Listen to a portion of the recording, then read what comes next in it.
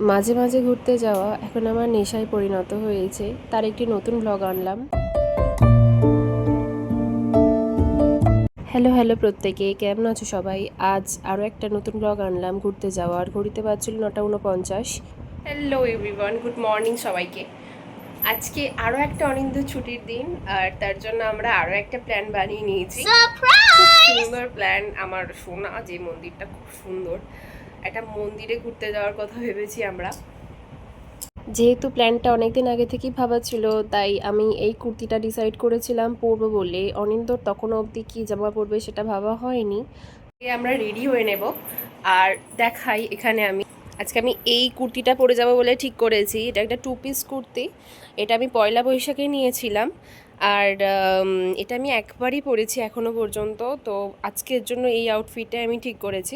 গতকালও ঘুরতে গিয়েছিলাম। গতকাল ছিল মহরম, যার জন্য ওর অফিসের ছুটি ছিল, ও বাড়িতে ছিল, যার জন্য আমরা কয়েকটা রিলেটিভের বাড়িতে ঘুরে নিয়েছি। তার জন্য তার ব্লগটা আমার অবশ্য করা হয়নি। যেহেতু আজকে একটা সুন্দর ব্লগ করব, তাই কাল আর আমি আর ব্লগ করিনি। তো রেডি হওয়া যাক আজকের জন্য, চলো। তো এভাবেই বেশ তাড়াহুড়োর মধ্যে আমরা রেডি হয়ে নিলাম আজকের জন্য, আর একটা সফট মেকআপ লুক ক্রিয়েট করেছি। আর যার ভিডিও আমি খুব তাড়াতাড়ি শেয়ার করব।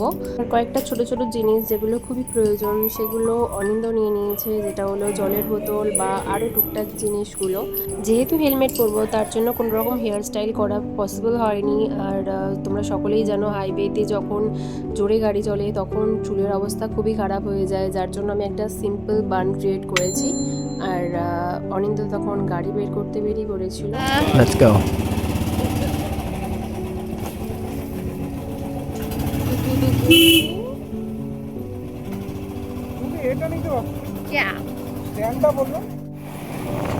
যেহেতু তার 2-1 দিন আগেই ছিল ওই পশ্চিমবঙ্গ দিবস, যার জন্য এখানেই চলছিল কিছু স্কুলের স্টুডেন্টগুলোকে নিয়ে উদ্বোধন।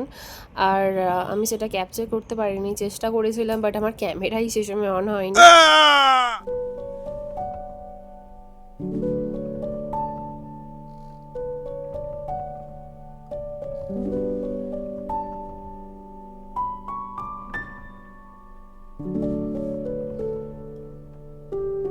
এরপরে আমরা এসে পৌঁছালাম রতনপুরে। যারা এখানকার বাসিন্দা তারা অনেকেই এই জায়গাটি চেনো, এবং এখানে ছিল একটি সিগন্যাল, যার জন্য আমরা ওয়েট করছিলাম। আর এই রাস্তার ভিতর দিয়ে আমরা বেশ কয়েকবার গিয়েছি। এখানে বেশ ভালো ভালো ফুড স্টল বসে, যারা এখানে থাকো তারা অনেকেই হয়তো জানো।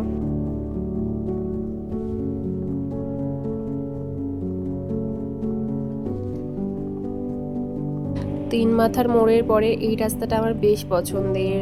আর আমরা যখন আমাদের বাড়ি যাই, মানে জগদীশপুরে যাই, তখন আমরা ওই রাস্তাটা ধরি। এবং যেহেতু আজকে আমরা সোজা যাব, তার জন্য আমরা এই রাস্তাটা ধরেছি।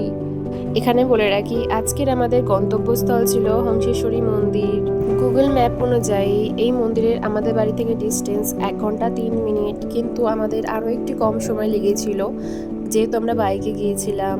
আর এখানে যেতে গিয়ে বেশ কয়েক জায়গায় আমরা সিগন্যাল পেয়েছিলাম, যার জন্য আমাদের ওয়েট করতে হয়েছিল। বাকিটা পুরো রাস্তাটা খুব ফ্ললেস ছিল।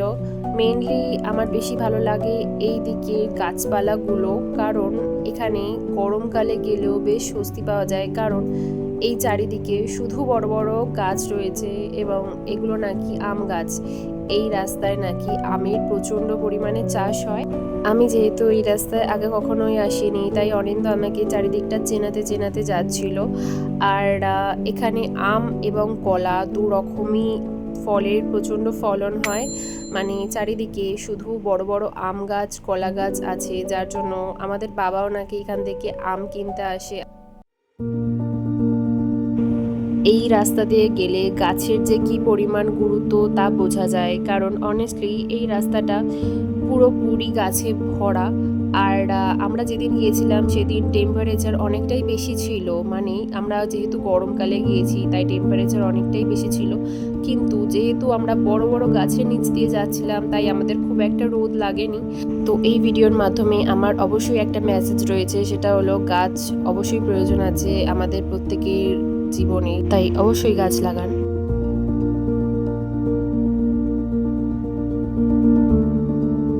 এই রাস্তা দিয়ে যেতে যেতে নাকি খুব সুন্দর সুন্দর কয়েকটি মন্দির পড়ে এবং তার জন্য অনিন্দ আমাকে একটু খেয়াল রাখার জন্য বলছিল। আর সত্যি এই রাস্তা দিয়ে যেতে যেতে আমি কিন্তু অনেকগুলো মন্দির দেখেছি। আর তার মধ্যে আরও একটি মন্দির ছিল যেটা নাকি খুবই খুবই জাগ্রত। আর সেই মন্দিরটা অবশ্যই আমি দেখাতে চেষ্টা করব। আর এই ছিল সেই মন্দিরটি।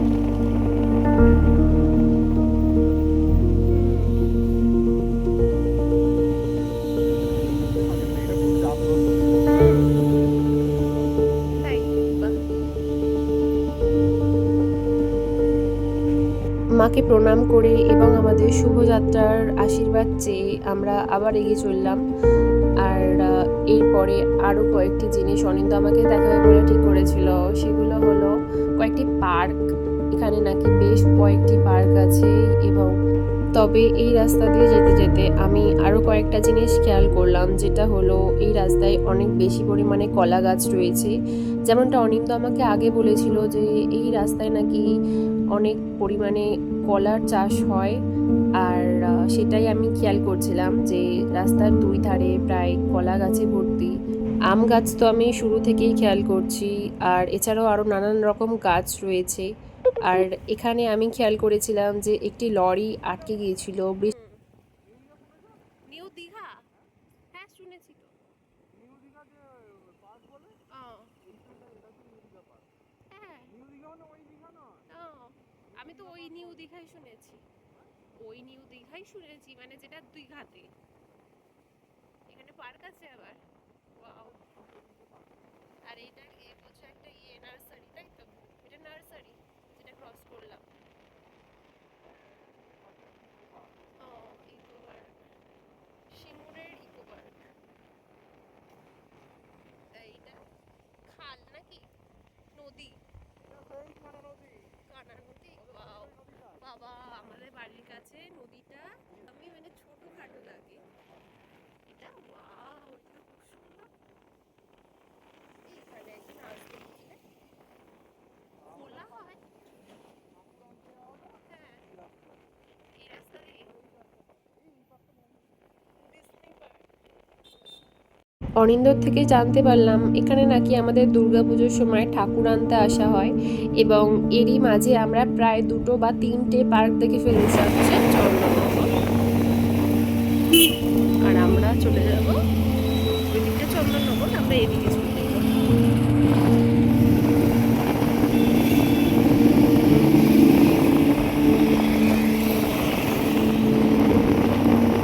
যেহেতু আমি কোনোদিন চন্দননগর স্ট্যান্ডে যাইনি, তো সেই দিন আমি অনিন্দকে বললাম যে আমাকে একটু চন্দননগর স্ট্যান্ডে ঘুরতে নিয়ে যাও একদিন। আজ আমরা আরও এক জায়গায় যাব, সেটা হলো ভদ্রেশ্বর। এখানে আমার মাসির বাড়ি রয়েছে, তার ব্লগও আমরা শেয়ার করেছি এই ভিডিওর মাধ্যমে, আর যেটা ক্রমশ প্রকাশ্য। আর চন্দননগর থেকে নাকি ভদ্রেশ্বর অনেকটাই কাছে।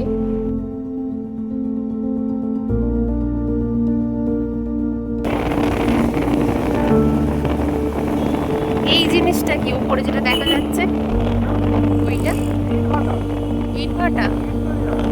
ও আচ্ছা, এরকম আমি অনেক জায়গাতেই দেখেছি।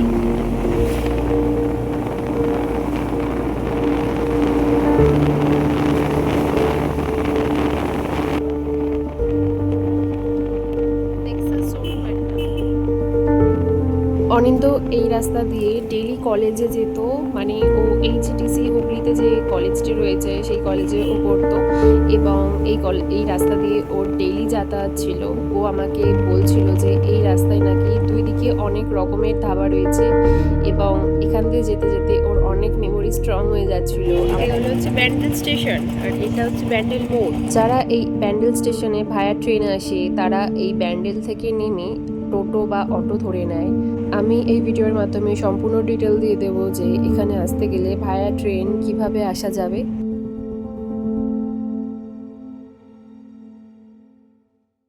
আর এই রাস্তায় আরও একটি সুন্দর মন্দির পড়ে, যেটা হলো লাহিড়ী বাবার আশ্রম। যারা এখানে এসেছো তারা অনেকেই জানো, এবং যারা আসোনি তাদের আমি রাস্তাটা দেখিয়ে রাখি। এইখান দিয়ে নাকি লাহিড়ী বাবার আশ্রমে যেতে হয়। তো আমরা ভেবেই নিলাম যে এই লাহিড়ী বাবার আশ্রমে আমরা আরও একদিন আসবো। হংসেশ্বরী মন্দিরে যাওয়ার জন্য বালি থেকে ব্যান্ডেল লোকাল বা কাটোয়া লোকাল ধরে বাঁশবেড়িয়া নামক স্টেশনে নামতে হবে এবং সেখান থেকে হাঁটা পথ 15 মিনিট। টোটো, অটো এবং মিনি বাসেরও সুবিধা রয়েছে। এবং যারা শিয়ালদা স্টেশন থেকে আসতে চাও তাদের জন্য হলো শিয়ালদা কাটোয়া লোকালে উঠতে হবে অথবা নৈহাটি জাংশন ধরে নৈহাটিতে নেমে গঙ্গা পার করে সেখান থেকে আসতে হবে। এই হংসেশ্বরী মন্দিরের লোকেশন হলো বাঁশবেড়িয়া, হুগলি। যেহেতু আমরা সিঙ্গুর থেকে গিয়েছিলাম এবং আমরা পার্সোনাল ভেহিকেলে গিয়েছিলাম, তাই আমাদের 45 মিনিট মতো সময় লেগেছে। বালি থেকে বাঁশবেড়িয়া স্টেশনে আসতে প্রায় 45 মিনিট সময় লাগে অ্যাজ পার গুগল।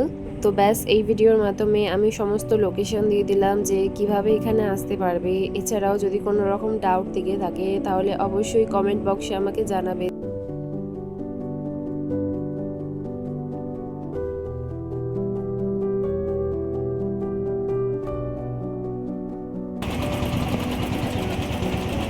আমরা এবারে সোজা যাব, কারণ সোজা একটা নতুন রাস্তা হয়েছে।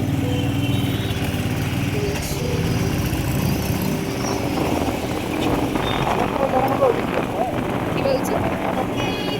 অনিন্দ আমাকে জানালো যে আসার সময় আমরা ওই রাস্তা দিয়ে আসবো, মানে ওই রাস্তাটা ছিল আদি সপ্তগ্রামের রাস্তা, আর এই রাস্তাটা নাকি নতুন হয়েছে, আর এই রাস্তাতেই আমরা একটুখানি ঘুরতে গেলাম। আসলে এই রাস্তায় একটি নতুন ব্রিজ হয়েছে যেটা অনিন্দ দেখার জন্য যাচ্ছিল। ও যখন কলেজে আসতো ও সবসময় ওই আদি সপ্তগ্রাম দিয়েই যাতায়াত করতো, আর ওর নাকি ওখানে কলেজে সিট পড়তো। সেই কলেজও আমরা ভিডিওতে ক্যাপচার করেছি। সেই দূর থেকে একটি সুন্দর ব্রিজ দেখা যাচ্ছিল। অনিন্দ এই ব্রিজের কথাই বারবার বলছিল যে একটি সুন্দর নাকি ব্রিজ হয়েছে, তো সেটাকে আমি ক্যাপচার করতে চেষ্টা করেছি।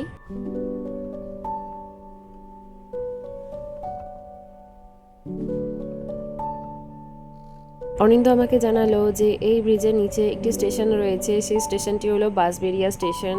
বাই ট্রেন যদি আমরা এখানে আসতাম তাহলে আমরা এই স্টেশনে নেমে এখান থেকে অটো বা টোটো ধরে এইখানেই যেতাম।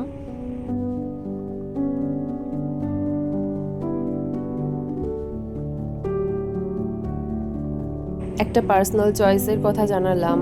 আমি বাই ট্রেনের থেকে বেশি পার্সোনাল ভেহিকেলে মানে বাইকে যাতায়াত করতে বেশি পছন্দ করি, কারণ প্রথমত পাবলিক ভেহিকেলে উঠলেই সেখানে টাইমিংয়ের ব্যাপার থাকে এবং তার জন্য ওয়েট করতে হয়, ট্রেন হোক বা বাস হোক বা অটো হোক।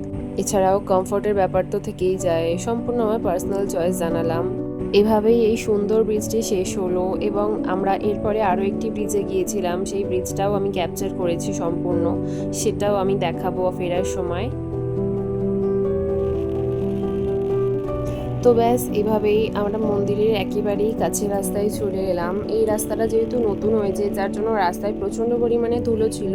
যেহেতু আমরা হেলমেট পরেছিলাম যার জন্য বিশেষ কিছু অসুবিধা হয়নি, কিন্তু আমাদের কাঁচ নামানো ছিল না, মানে আমার কাঁচ নামানো ছিল না হেলমেটের, যার জন্য চোখের কাছে একটুখানি কাদা ছিটিয়ে গিয়েছিল। এভাবেই আমরা মন্দিরের একেবারে কাছে রাস্তায় উপস্থিত হলাম। মানে এই যে ব্রিজটা, এই ব্রিজটা ক্রস করলেই আমরা ব্রিজের নিচে দিয়ে চলে যাব মন্দিরের দিকে, সেটা ক্রমশ প্রকাশ্য। এই যে এই রাস্তা ধরেই আমরা চলে যাব মন্দিরের ভিতর দিকে। বাঁশবেড়িয়া এবং কল্যাণী একেবারেই পাশাপাশি যেহেতু, তার জন্য এখানে কল্যাণীর রাস্তাও দিয়ে দিয়েছে এবং অনিন্দ আমাকে দেখিয়ে দিল যে আমরা এই রাস্তা ধরেই চলে যেতে পারবো।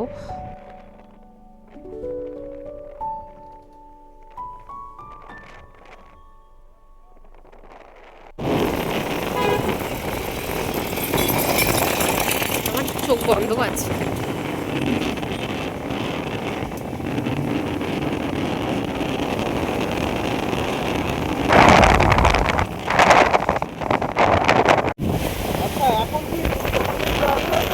নদীর ওখান থেকে মানে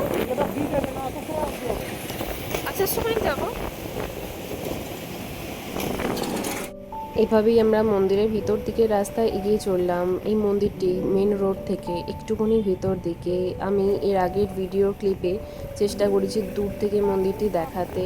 অনিন্দ আমাকে বারবার বলছিল যে একটু ডান দিকটা খেয়াল রাখতে, কারণ সেই দিকে মন্দির ছিল। আমি এখান দিয়ে মন্দির পরিষ্কার দেখতে পাচ্ছিলাম, কিন্তু আমি ক্যামেরায় ক্যাপচার করতে পারছিলাম না, যেহেতু এখানে চারিদিকে অনেক বেশি গাছপালা ছিল। সামনে ছিল একটি মন্দির এবং সেখানে বাৎসরিক অনুষ্ঠান হওয়ার কথা ছিল, যার জন্য আমাকে আর অনিন্দকে দাঁড়িয়ে এখানে চাঁদা দিতে হয়েছিল। এবং এরপরে আমরা আবার চললাম ভিতর দিকে।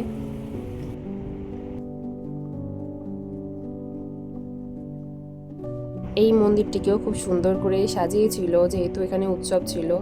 আর আমি যত ভিতর দিকে যাচ্ছিলাম ততই এক্সাইটেড হয়ে পড়ছিলাম। এই ছিল আজকের মন্দির।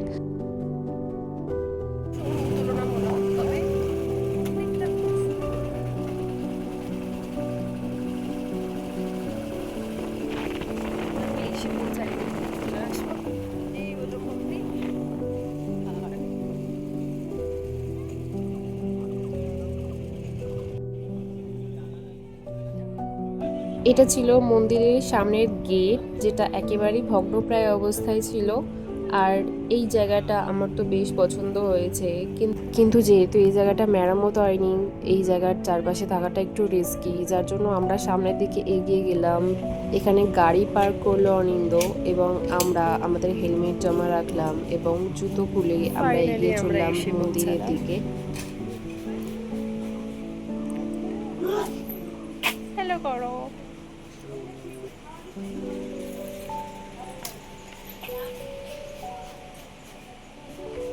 সুন্দর জায়গা, তবে আমরা কাছ থেকে দেখব।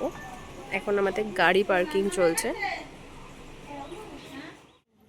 এখানে আমি আর অনেক পুজো দেওয়ার জন্য ডালা কিনে নিয়েছিলাম এবং সেই দিন যেহেতু অতিরিক্ত গরম ছিল, তো মন্দিরের চাতালে পা দেওয়াটা একটু মুশকিল হয়ে যাচ্ছিল। একটুখানি হেঁটে দেখলাম এখানে কার্পেট বেছানো ছিল, কিন্তু তারপরেও আমি এখান থেকে হাঁটতে পারছিলাম না, যার জন্য আমি জোর দৌড় দিয়েছিলাম সেখান থেকে।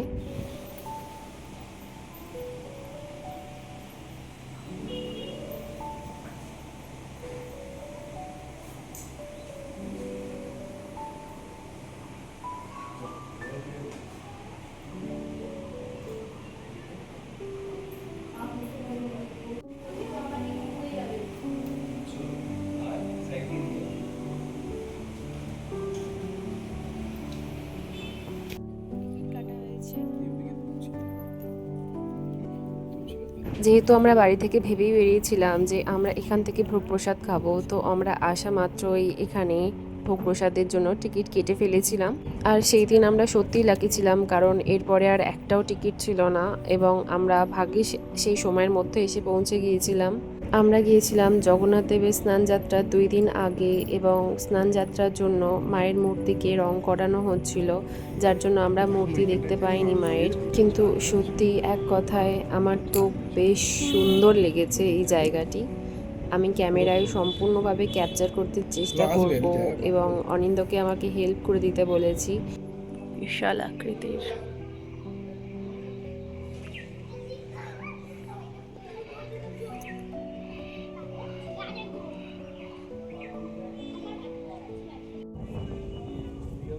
চলো।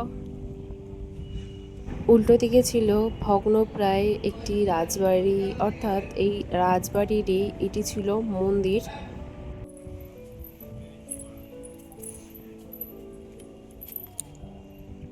এখানটা এখন বন্ধ করে দিয়ে এই জায়গাটা কঠোরভাবে নিষিদ্ধ লেখা আছে।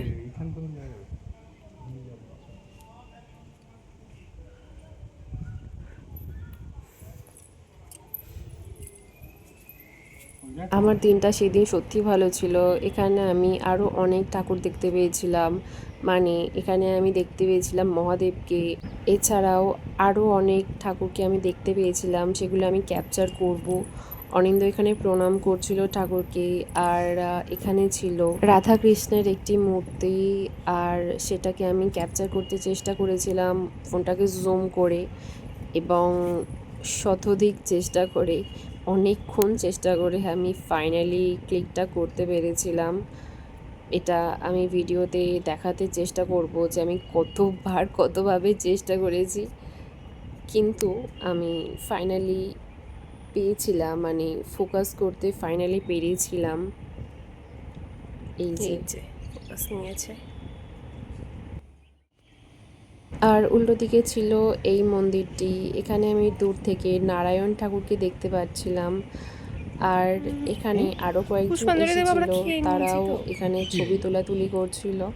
আমরা যেই সময় মন্দিরে গিয়ে পৌঁছেছিলাম সেই দিন তখনও পর্যন্ত বিশেষ কেউ এসে পৌঁছায়নি, যার জন্য আমরা কিন্তু খুব সুন্দরভাবে সময়টা কাটাতে পেরেছি এবং ক্যাপচার করতে পেরেছি। সেদিন ভিড়টা তুলনামূলক সত্যিই কম ছিল, সবার থেকে জানতে পেরেছি।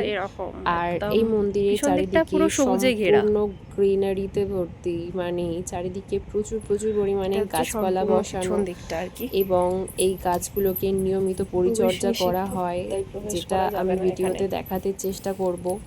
আমরা যখন এখানে আসছিলাম তখনই কয়েকজন দাদাকে দেখেছিলাম এখানে গাছ পরিচর্যা করতে। আর অনিন্দকে আমি ডেকে ডেকে, যেহেতু অনিন্দ অনেক গাছপালা সম্পর্কে জানে, আমি ওকে জিজ্ঞাসা করছিলাম যে কোন ফুলের কি নাম এবং কোন গাছটা কি করে, কি উপকারিতা রয়েছে। জবা। আর ওই যে জায়গাটা দেখলাম সেই জায়গায় আমরা আজকে খাওয়া দাওয়া করবো।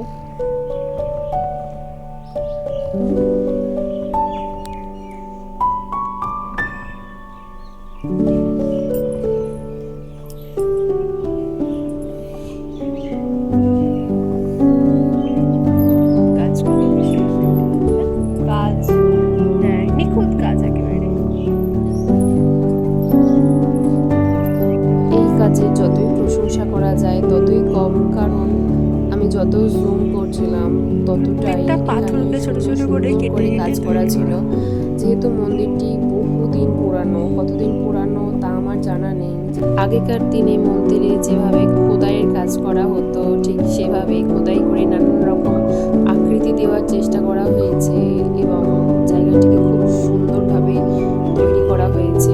কয়েকটি জায়গা হয়তো ভেঙে গিয়েছিল, যার জন্য পরবর্তীকালে ইট দিয়ে গাঁথুনি দেওয়া হয়েছে এবং আমরা ওখানে প্রবেশ করতে পারিনি, যেহেতু প্রবেশ করা ওখানে নিষিদ্ধ ছিল। হয়তো মন্দিরটি আন্ডার কনস্ট্রাকশন রয়েছে, যার জন্য এখানে আমরা প্রবেশ করতে পারিনি।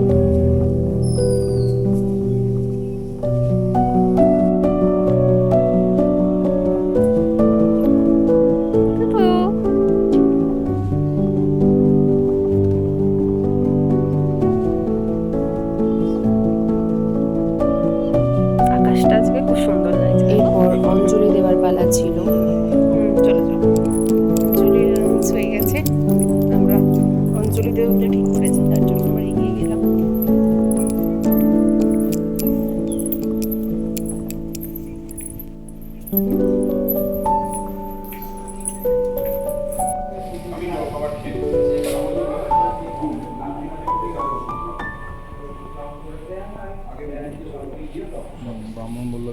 কি বললো? পুষ্পাঞ্জলি আমাদের ডান, এবারে আমরা চললাম, দেখিয়ে এখানে কি চলছে। এবারে আমরা প্রসাদ খেতে যাচ্ছি।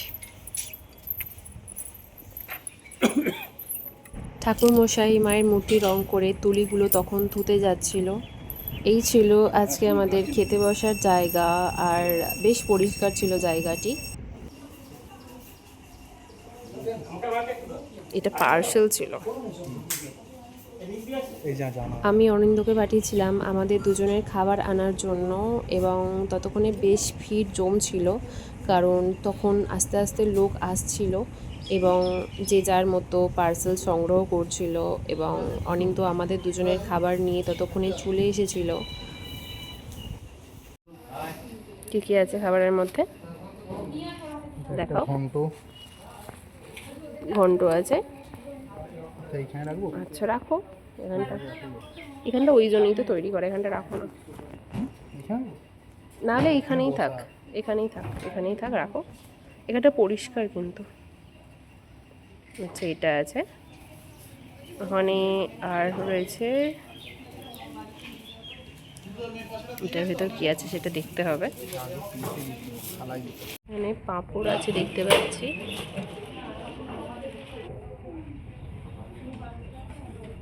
এখন অনিন্দ অ্যারেঞ্জ করে দিচ্ছে আমাদের খাবারটা। সয়াবিন দিয়ে একটা তরকারি, তাই তো?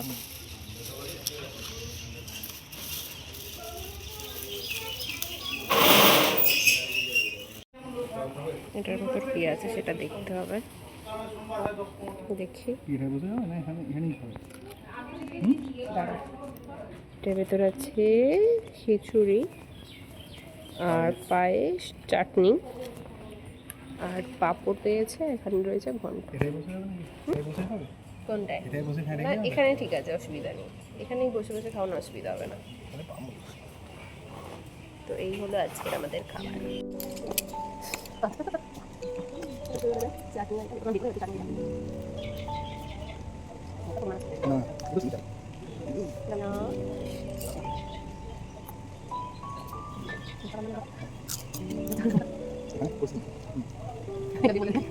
খাবারের পরিমাণের কথা যদি বলা যায় তবে অবশ্যই এটা বলতে হয় যে পরিমাণে অনেকটাই বেশি ছিল। আর এক একটা প্লেটে প্রায় 2 জনের হয়ে যেতেই পারতো, কিন্তু আমরা যেহেতু জানতাম না, আমরা দুজনে আলাদা নিয়েছিলাম, যার জন্য আমাদের একটু খাবার নষ্ট করতে হয়েছে। আর তার জন্য আমার একটু খারাপই লাগছিল, কারণ অনেকেই এখানে এসেছিলো আমাদের পরে যারা খাবার পায়নি, মানে প্রসাদ পায়নি ঠাকুরের। যাই হোক, পরের বার যখন আসবো তখন আমরা এই ব্যাপারটা মেনটেন করতে চেষ্টা করব। আর খাবার দাবার সত্যি ভালো ছিল। ঠাকুরের প্রসাদ সবসময় টেস্টি হয়, কিন্তু এই প্রসাদটা আরও একটু বেশি টেস্টি ছিল। আমরা পরে ভাবেছিলাম যে একটা প্যাকেট খেয়ে আরও একটা প্যাকেট যদি আমরা বাড়িতে নিয়ে চলে যেতে পারতাম, কিন্তু অনেস্টলি নিয়ে যাওয়ার তেমন কিছু ব্যবস্থা আমাদের মধ্যে সেই মুহূর্তে ছিল না। তো তার জন্য আমরা স্কিপ করলাম ব্যাপারটা। আর আমাদের আশেপাশে খুব একটা লোক ছিল না, কারণ সেখানে বেশি লোক ছিল না। আর এই যে হিনাকে দেখো, ইনি বেশ কিউট। আমি অনেকক্ষণ থেকে ওনাকে খেয়াল করছিলাম। Personal video. এই বিল্লু, এই এখানে সব থেকে ইন্টারেস্টিং পার্ট সেটা হলো এইটা।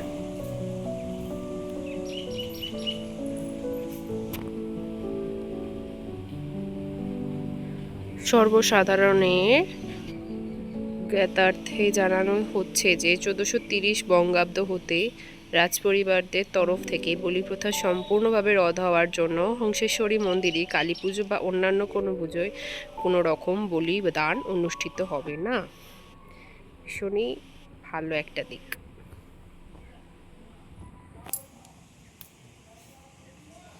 বলি প্রথা এখানে একেবারেই নিষিদ্ধ।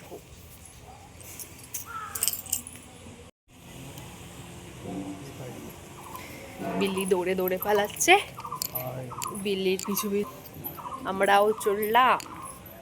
টাটা করে দাও।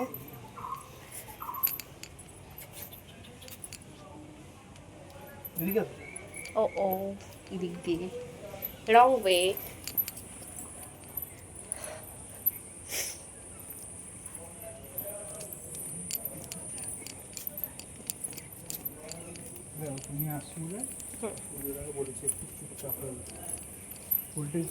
ভোল্টেজ কমিয়ে দিতে বলেছে, যেহেতু আমি হাঁটছি।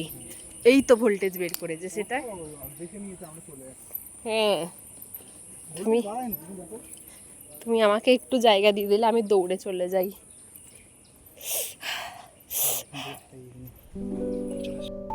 এখানে মন্দিরের সমস্ত ডিটেলস দেওয়া আছে, মানে মন্দিরটা কবে তৈরি হয়েছিল বা মন্দিরটার কি উদ্দেশ্যে তৈরি হয়েছিল এবং কিভাবে কি ভাবে তৈরি করা আছে, মানে শেপ বলতে গেলে সেটা। আর সমস্ত কিছুই এখানে ডিটেলসে লেখা ছিল। আর আমরা দেখলাম সেটা। এইটার আমার পড়ে দেখা হয়নি, কারণ আমাদের বেরোতে হতো ততক্ষণের মধ্যে। আর অনিন্দ এখানে রেডি হতে শুরু করে দিয়েছিল, আর আমি হঠাৎ করে খেয়াল করলাম যে আমার হেলমেটটা নেই, যার জন্য আমার মাথাটা একটু খারাপ হয়ে গেছিল। পরে দেখলাম যে হেলমেট আছে, মানে অনিন্দ অন্যদিকে রেখেছিল হেলমেটটা। বেশি সন্ধ্যা পর্যন্ত খোলা রাখে। সামনে থেকে যে গেটটা দেখেছিলাম তার পিছন দিকে এই অবস্থা। সামনে যে গেটটা দেখলাম বাইরে থেকে এই অবস্থা, আর এদিকটা এরকম। এটা নাকি রাজ পরিবারের গেট বলা হয় এই জায়গাটাকে। যাই হোক, সবই এখন ধ্বংসস্তূপে পরিণত হয়েছে।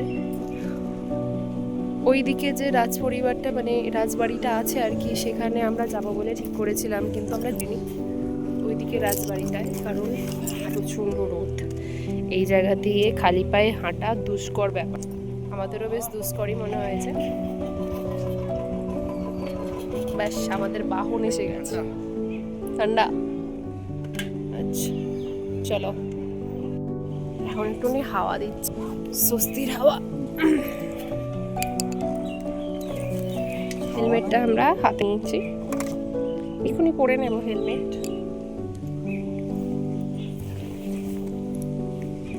চলো রওনা দেওয়া যা।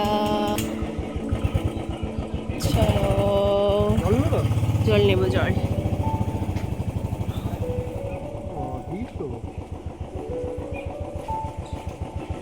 জল পাওয়া যাবে কি এখন?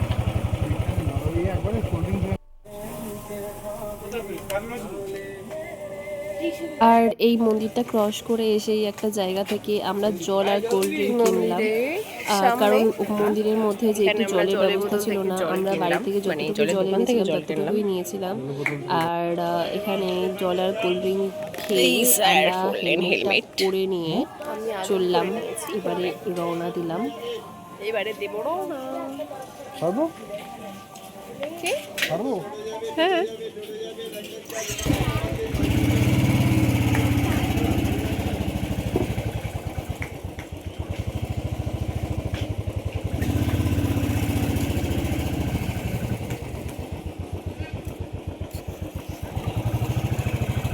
टाटा मंदिर, टाटा, फिर मिलेंगे, जरूर मिलेंगे। এগিয়ে আসছি। তাই মানে ওই পাড়টা হচ্ছে হুগলি নাকি এই পাড়টা হুগলি? ওটা হুগলি ছিল, এবার আমরা নদীয়ার দিকে যাচ্ছি, তাই তো? এই যে হচ্ছে গঙ্গা।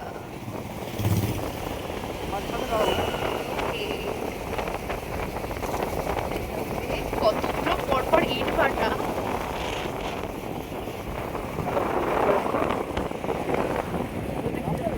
না না,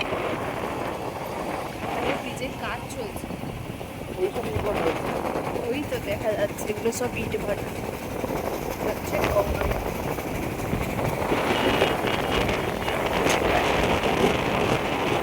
এতক্ষণে ব্রিজ ক্রস করে ফেলেছি, মানে আমরা কল্যাণীতে পৌঁছে গেছি, মানে আমরা নদিয়া জেলায় আছি এখন। আর এখান থেকে আমরা আবার ব্যাক করব, মানে আমরা আমাদের হুগলির দিকে ফেরত যাব।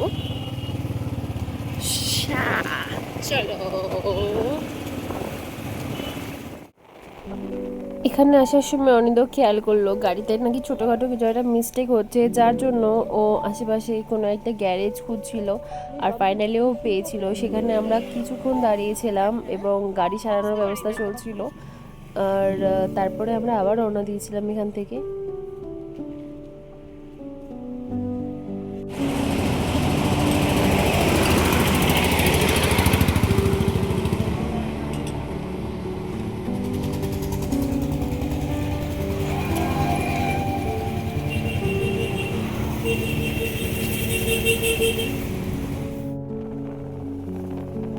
আমরা যাওয়ার সময় অন্য একটি নতুন রাস্তা দিয়ে এসেছিলাম, তখনই অনিন্দ আমাকে বলেছিল যে ফেরার সময় আমরা নতুন রাস্তা দিয়ে আসবো। তো নতুন রাস্তা দিয়ে আমরা আসছিলাম, তখন আগেরটা অন্য কিছু একটা রাস্তা ছিল যেটা আমার জানা নেই, আর এই রাস্তাটা ছিল আদিপ সপ্তগ্রামের রাস্তা।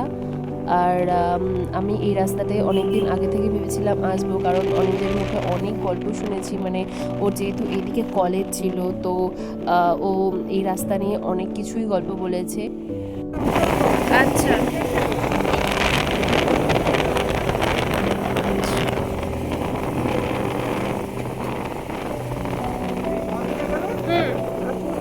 আচ্ছা, এইটা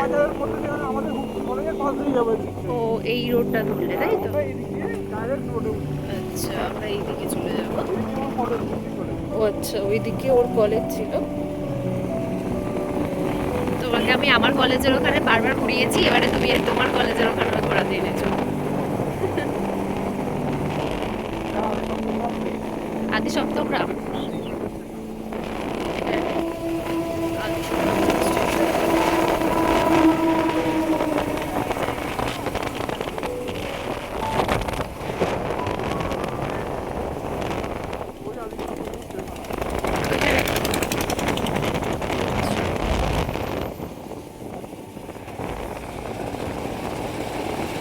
রাস্তাটাই খুব সুন্দর, একদম জেব্রা ক্রসিং এর মতো।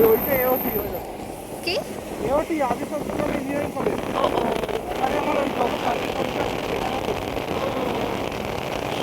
চাকরির পরীক্ষা আর এখানে সিট পড়তো ওদের এউটিতে।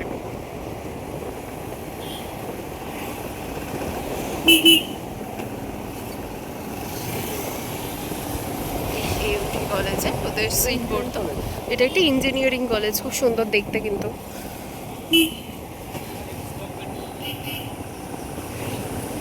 এটা কি এন্ট্রির গেট নাকি একাডেমি অফ টেকনোলজি?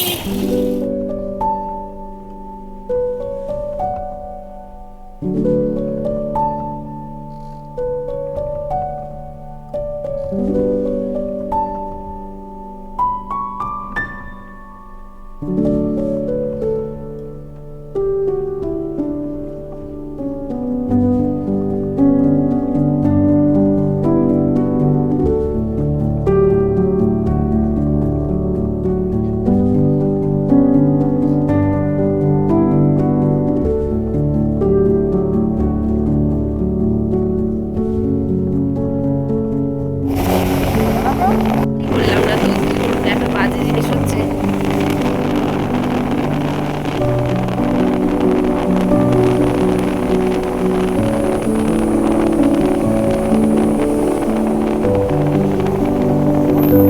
জল খাবে?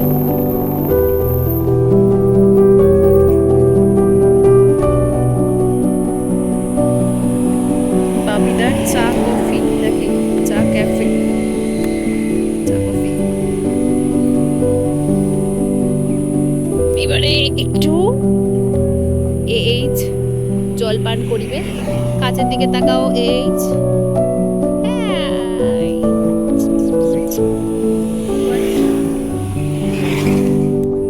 জল পান দাও।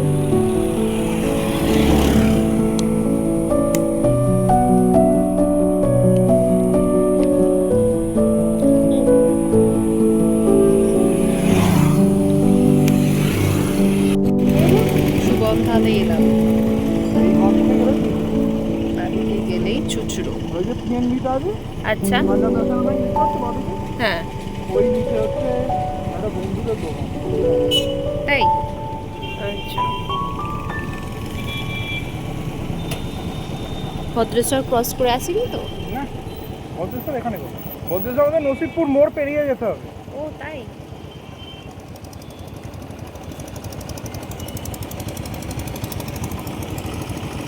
ওখান থেকে গেলে বাড়ি পৌঁছে যেতাম।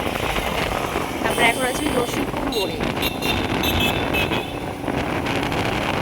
আমরা যেহেতু আজকে ভদ্রেশ্বর যাব, তাই আমরা এদিকে যাচ্ছি, না হলে আমরা আর এখান থেকে আমাদের বাড়ি আর মোটে 10 মিনিটের রাস্তা।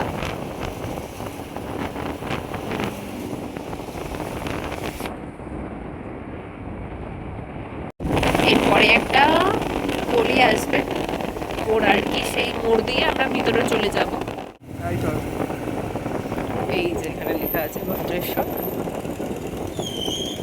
এবারে আমরা এখান দিয়ে যাই। আমরা বর্ষার বিয়ের সময় এখান দিয়ে এসেছিলাম। আচ্ছা বিল্লু, এটা স্ট্রেট এলে শ্রীরামপুর ক্রস করে আসতে হবে তো? ওইটা দিয়ে আমরা ওখান দিয়ে এসেছিলাম বর্ষার বিয়ে। আর ওখানে হ্যাঁ, আমাদের ওখানে গাড়ি খারাপ হয়ে গিয়েছিল। মাসি বাড়ির দিকে যাচ্ছি। ধিতারা, ধিতারা, হ্যাঁ।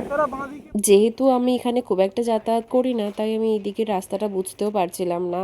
আসলে আমি যতবার যাতায়াত করি, ততবার ট্রেনে যাতায়াত করি, তো আমি এদিকটা একেবারেই বুঝতে পারছিলাম না। যদিও অনিন্দর এই জায়গাটা বেশ চেনা পরিচিত ছিল, আর ও গেস করে করে এগিয়ে যাচ্ছিল। তারপরে আমি একবার মাসিকে ফোন করব ভাবছিলাম, কিন্তু ততক্ষণে আমি একটু রাস্তাটা বুঝতে পারছিলাম, যার জন্য আমি বললাম যে তুমি কন্টিনিউ করো।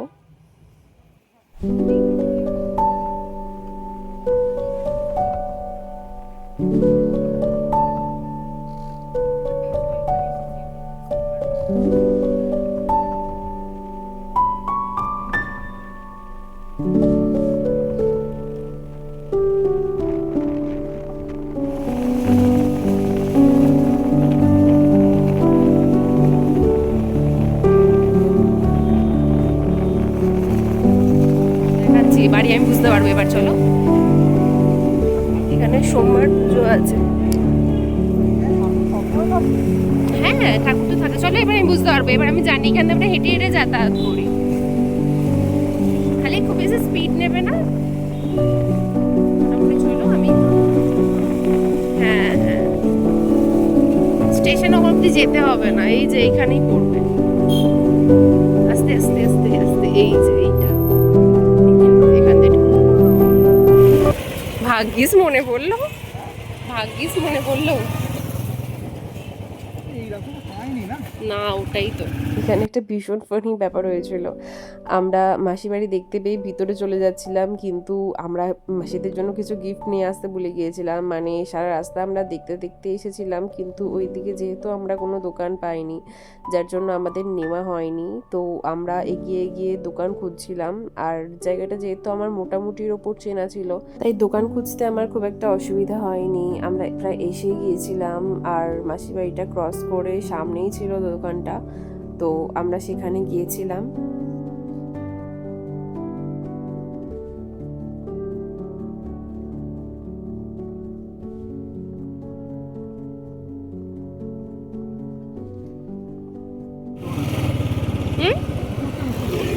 ও এখানে মিষ্টি দেয় মিশে, আমরা সেখানে মিষ্টি নিতে গিয়েছিলাম। সেখানে আবার আমার মেসোর সাথেও আমাদের দেখা হয়ে গেছিলো, মানে মেসো বাড়ি থেকে বেরিয়েছিল মিষ্টি নিতে। আর আমরা এখানে চকলেট নিয়েছিলাম। আর বর্ষার বিয়ের ব্লগ যারা যারা দেখেছো তারা তো দেখতেই পাবে যে এই জায়গাতে আমরা যাতায়াত করেছিলাম, মানে এই জায়গাটা আমি দেখিয়েছিলাম। আমরা একটা গিয়েছিলাম, এসেছিলাম রাস্তা, ঠিক আছে আস্তে স্লো করবে, এটা নয় পরেরটা, পরেরটা এই যে এই যে এইটা এইটা এইটা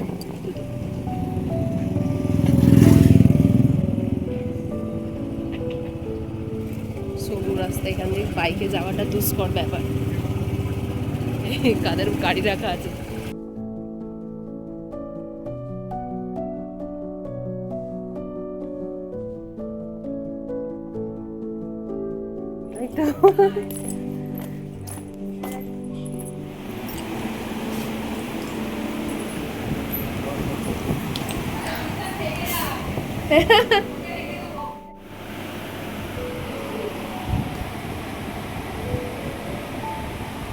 ঠুসে ঠুসে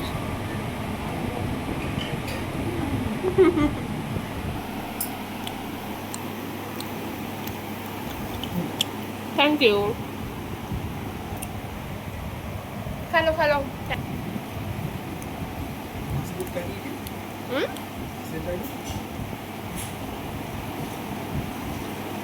মাসির বাড়িতে সবার সাথে দেখা করে খাওয়া দাওয়া করে আমরা বেরিয়ে পড়লাম। আর মাসি আমাদের বলে দিয়েছিল যে এখানে যে পুজোটা হচ্ছে সেই পুজোর ঠাকুরটা একবার দর্শন করে যেতে। আসলে তার 2-1 দিন পরেই মাসিদের বাড়িতে ছিল পুজো, যার জন্য আমাদের নিমন্ত্রণ ছিল, কিন্তু যেহেতু অনিন্দর ওই দিন অফিস আছে, তো আমি আর ও আসতে পারবো না, তার জন্য আমরা আজকেই ঘুরে যাব ওই জায়গাতে। আসলে আজকে থেকে মেন পুজো শুরুই হয়ে গেছে, 2 দিন পরে ভিড়টা একটু বেশি হবে এই যা।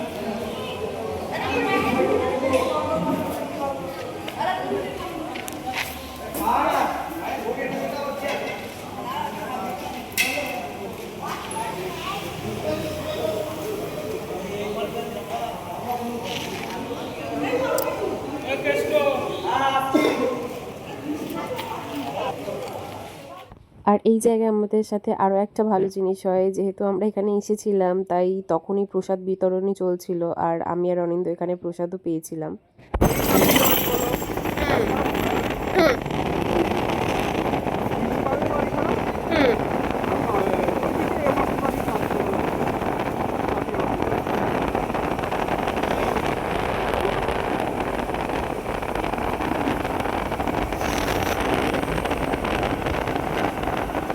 এখানে অনিন্দ ভাইকে কয়েকটা রাস্তা চেনা ছিল, কিন্তু যেহেতু গাড়ি চলছিল তাই আমি ওর কথা বুঝতে পারছিলাম না। আর ততক্ষণে বৃষ্টি পড়ছিল এই জায়গায়। আমরা যতক্ষণ রাস্তায় ছিলাম ততক্ষণ আমরা বৃষ্টি পাইনি, মানে আমরা মাসি বাড়ি ক্রস করে আসতে শুনেছি যে মাসির ওখানে বৃষ্টি শুরু হয়েছে, আর এখানে আমরা আসার আগে বৃষ্টি শুরু হয়ে গিয়েছিল। তাই রাস্তার দুধারে জল জমেছিল, কিন্তু আমাদের ভাগ্য সেদিন সত্যিই ভালো ছিল, কারণ আমরা রাস্তায় বৃষ্টিও পাইনি এতটুকু। এখানে দাঁড়িয়ে একটু ফটোশ্যুট চলছিল, আর এখানে একটি পুরানো বাড়ি আছে যেখানে অনিন্দ জানিয়েছে যে একদিন বৃষ্টিতে বিপদে পড়ে এই বাড়িতেও দাঁড়িয়েছিল। এখানে নাকি ওরা ছোটবেলায় অনেকেই আসতো। এই জায়গাটা ভাই সত্যি অদ্ভুত। এই জায়গাটা, এখানে একটা মানুষ লুকিয়ে থাকলেও খুব জানতে পারবেন। হ্যাঁ, দাঁড়াবো তো অবশ্যই। আমি জায়গাটা একটু শেয়ার করে দিই। মানে একটা মানুষের হাইটের হবে কি, তার থেকেও বেশি, অতটা লম্বা একটা মানুষের পক্ষে হওয়া সম্ভব না, বলো। আলাদাই, এটা বেশ সুন্দর।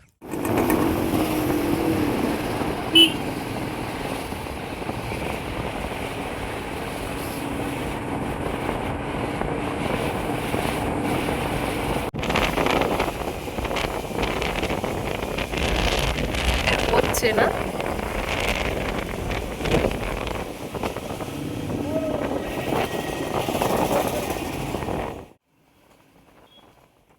আর ততক্ষণে আমরা আমাদের বাড়ির প্রায় কাছেই চলে এসেছিলাম। এই জায়গায় আমরা এর আগেও আরও একদিন এসেছিলাম। মানে এই জায়গায় বিকালবেলা বেশ সুন্দর সুন্দর খাবারের স্টল বসে। তো আমি আর অনিন্দ একদিন এসেছিলাম এখানে, আর ট্রাই করেছিলাম, বেশ ভালো ছিল। এই জায়গাটা অনেকেরই চেনা হবে অবশ্যই, তো আমাকে জানিও এই জায়গাটা কারা কারা চেনো। এই জায়গাটা রেকর্ড করার কারণ হলো, এই জায়গায় আমি প্রায় 2 বা 3টে সুন্দর সুন্দর মন্দির দেখেছি, তো আমি সেগুলোই শেয়ার করতে চেয়েছিলাম।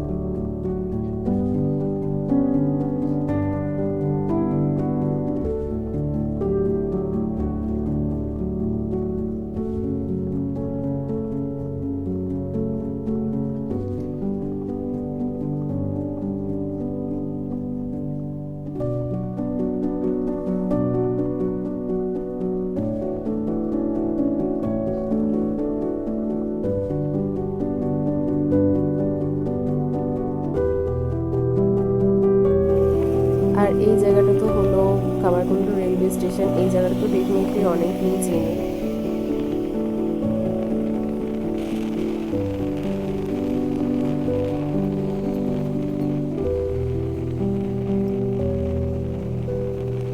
শ্রাবণ মাস তো প্রায় এলো বলে যারা তারকেশ্বরে জল ঢালতে যায় তারা তো প্রত্যেকেই এই রাস্তাটা খুব ভালো করেই চেনে। আসলে এই জায়গায় তো আমি আগে কখনো আসিনি, মানে এখানে তো আমার শ্বশুর বাড়ি। আর যেহেতু আমি এই বছরই আমার বিয়ে হয়েছে, তো আমি এই বছর প্রথমবার শ্রাবণী মেলা দেখবো।